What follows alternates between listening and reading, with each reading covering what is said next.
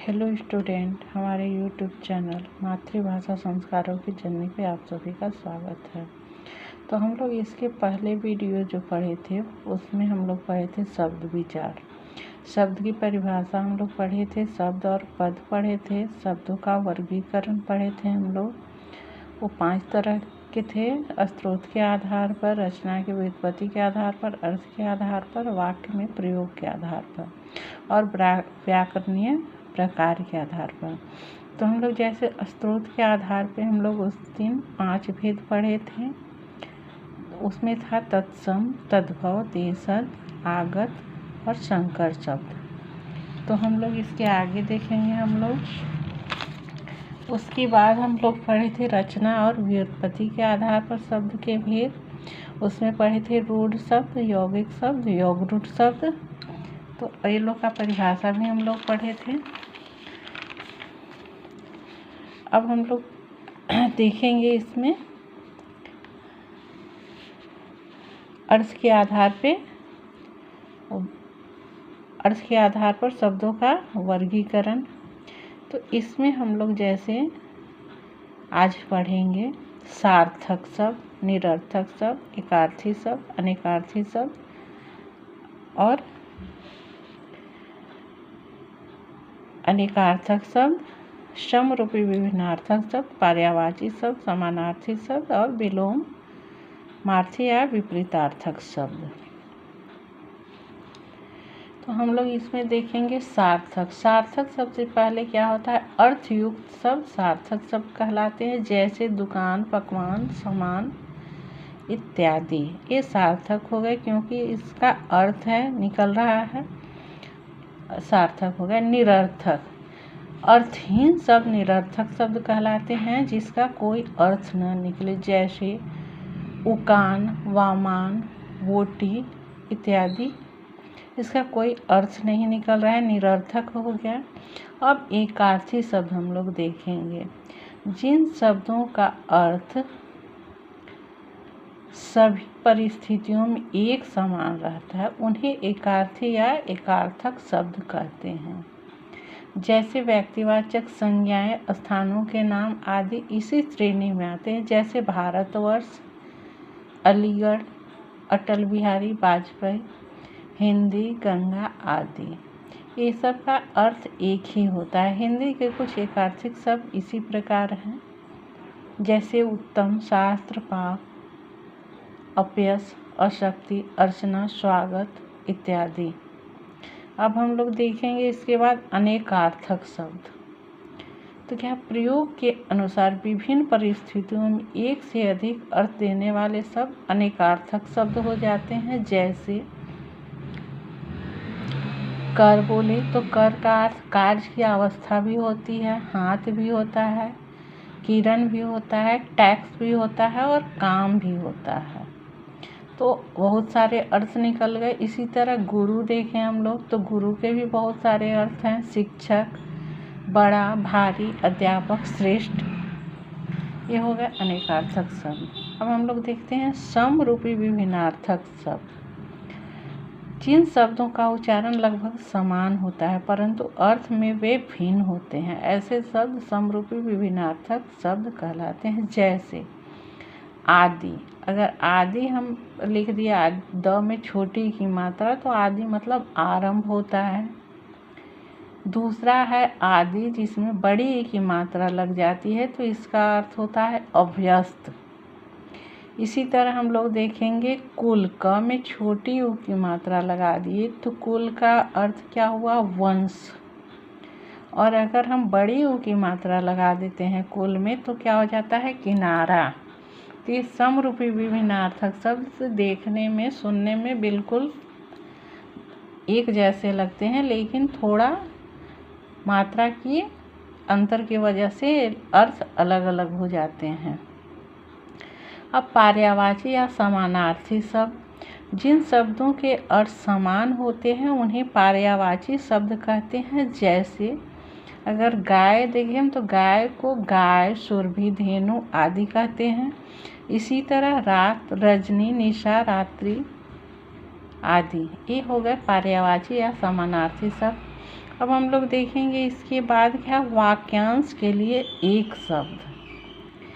तो भाषा को संक्षिप्त तथा प्रभावशाली बनाने के लिए अनेक शब्दों के स्थान पर एक शब्द का प्रयोग किया जाता है, जैसे जिसका कोई शत्रु न हो। तो इसका एक शब्द में क्या होगा, अजात शत्रु। इसी तरह प्रतिष्ठा सूचक शब्द, तो यहाँ क्या होता है, उपाधि। ये हो गए वाक्यांश के लिए एक शब्द। अब हम लोग देखते हैं नेक्स्ट, विलोमार्थी या विपरीतार्थक शब्द। एक दूसरे के विपरीत अर्थ बताने वाले शब्दों को विलोम शब्द या विलोमार्थक शब्द कहते हैं, या फिर विपरीतार्थक शब्द भी हम लोग कह सकते हैं, जैसे अल्पज्ञ, बहुज्ञ, कृतधन, कृतज्ञ। इसी तरह अगर हम लोग देखें तो अमीर, गरीब, सुखी, दुखी, ये सब विलोम शब्द हो गए ना। अब हम लोग देखते हैं प्रयोग के आधार पर शब्द के भेद। तो प्रयोग के आधार पर शब्द के 3 भेद हैं। देखते हैं कौन कौन है 3 भेद। सामान्य शब्द, तकनीकी शब्द और अर्ध तकनीकी शब्द। तो सबसे पहले हम लोग देखेंगे सामान्य शब्द क्या है। सामान्य शब्द का अर्थ है आम नागरिकों द्वारा प्रयोग किए जाने वाले शब्द। हिंदी क्षेत्र के निवासियों द्वारा आम जीवन में इन शब्दों का प्रयोग किया जाता है, जैसे घर, मकान, दाल, रोटी, कार्यालय आदि। ये कौन से शब्द हो गए, सामान्य शब्द हो गए। दूसरा देखेंगे तकनीक शब्द। किसी विशेष शिक्षा, ज्ञान, शास्त्र व व्यवसाय से संबंधित विशेष शब्दावली तकनीक शब्दावली कहलाती है, जैसे सीमा शुल्क, अवर सचिव, कनिष्ठ, वरिष्ठ आदि।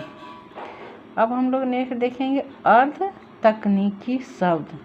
इस प्रकार के शब्द तकनीक होते हुए भी आम आदमी के जीवन में अधिक प्रचलन के कारण सामान्य लोगों द्वारा प्रयुक्त किए जाते हैं, जैसे साम्यवाद, नाटक, चुनाव, कविता, विधायक आदि।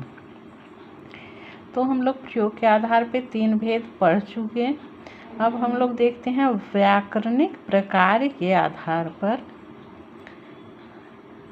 इसके व्याकरणिक प्रकार के आधार पर शब्द के 2 भेद हैं, विकारी शब्द और अविकारी शब्द। तो सबसे पहले हम लोग देखेंगे विकारी शब्द क्या है।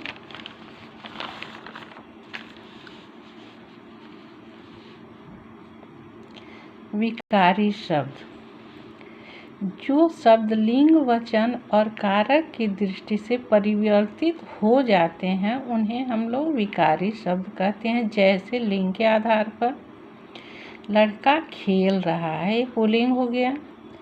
अब इसको देखते हैं हम लोग क्या होगा, दुबला लड़का गया। अब देखते हैं स्त्रीलिंग लड़की खेल रही है, और दूसरा क्या है, दुबली लड़की आई।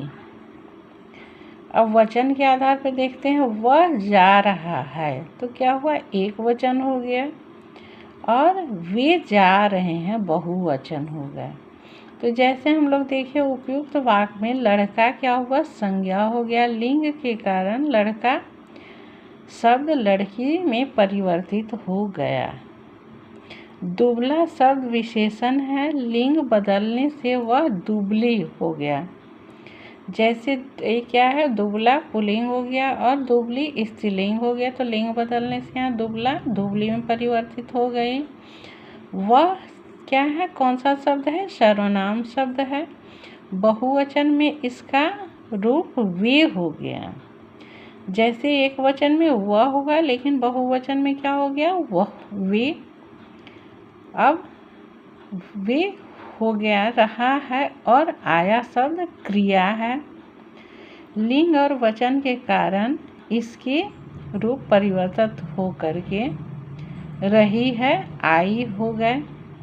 अब विकार शब्द के 4 भेद हैं। संज्ञा, सर्वनाम, विशेषण और क्रिया। अब हम लोग देखेंगे अविकारी शब्द क्या है।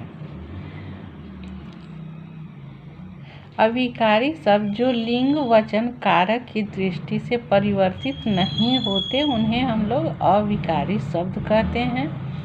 तो अविकारी भी 4 प्रकार के हैं: क्रिया विशेषण, संबंध बोधक, समुच्चय बोधक, विस्मयादि बोधक।